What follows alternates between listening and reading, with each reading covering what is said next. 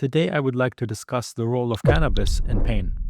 Specifically, is there any evidence that cannabis can help with pain? And if so, what specific types of pain has it been shown to help with? Is THC or CBD better for pain? My name is Dr. Sater. I am a pain doctor and neurologist in Connecticut and New York. Now, in the US, more than 20 states have legalized cannabis use recreationally, and about 40 states have legalized it when it comes to medical marijuana. So, as a disclaimer, this doesn't really apply to all the states and all the countries. The role of cannabis in pain is very nuanced. Among the studies that looked at the role of cannabis in pain, the strongest evidence we have so far is actually for its role in neuropathic pain, where it has been shown that cannabis can help with neuropathic pain in multiple relatively small studies. However, the benefit was modest. Neuropathic pain is essentially things like diabetic neuropathy, where you have numbness, pins and needles sensation, what we call paresthesias, and burning.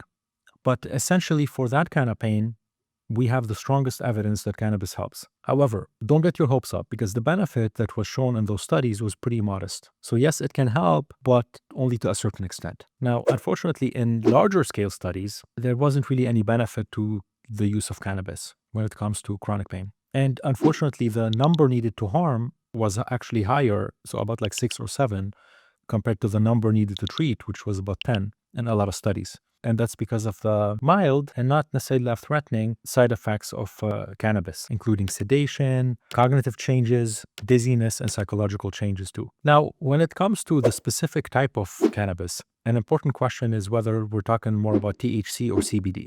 And initially, your first thought might be that CBD is actually better for pain, because I'm sure you've seen CBD oils and creams and things like that being advertised as being good for certain pain conditions, like a topical application of CBD. However, what the science says is actually that THC is the one that helps with pain. So THC is definitely the one that helps with pain more so than the CBD. And in fact, there's a few studies showing that combining the two decreases the benefit that THC has on pain. So that's a common misconception. Now, one of the problems is that a lot of the cannabis that people use is really not pure, and we don't know the exact ratio of THC to CBD and things like that. So it's really not as straightforward as one might think. Now, one of the biggest problems when it comes to studying the role of cannabis in pain is basically the fact that it's still classified by the DEA as being Schedule 1, which doesn't really make all that much sense, and is really historical and outdated. It should probably be reclassified as a Schedule 2 or 3, which will open up the possibility of studying it better. So in a nutshell, what do I usually tell my patients when they ask me about this? I say that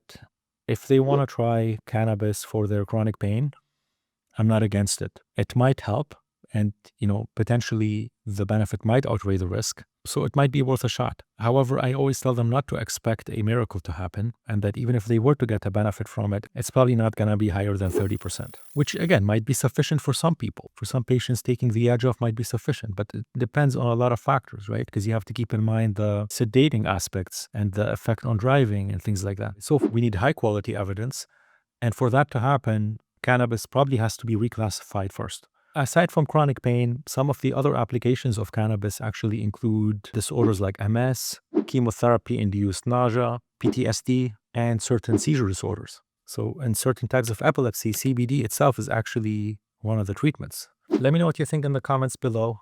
Did this go in line with your perceptions of what cannabis does in terms of pain control? Have you tried it yourself for pain control? Share it with us and let us know.